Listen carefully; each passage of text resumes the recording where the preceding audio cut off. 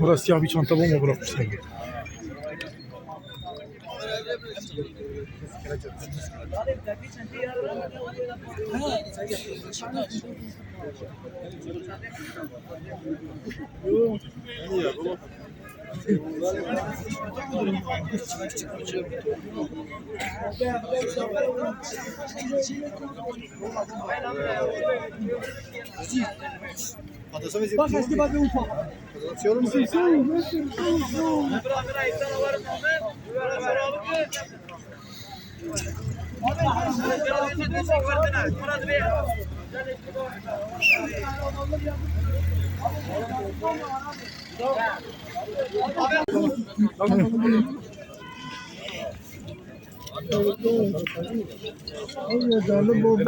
Bomba var.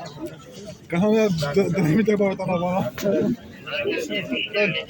İçine var bir ses çıktı. Takılmayın abi.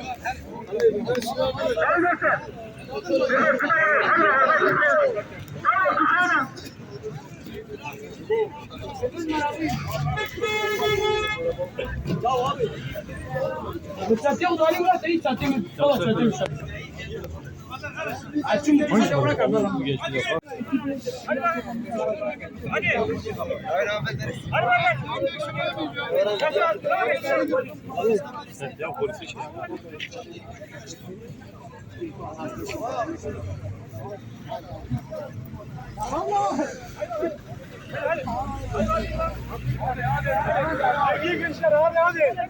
Tamam. Hediye gençler abi bekleme yapmayın. Ya beyler oğlum oyun oynuyoruz burada ya. Çıkın diyorsak çıkın lan. Sen diyorsan git oğlum. Ya oğlum.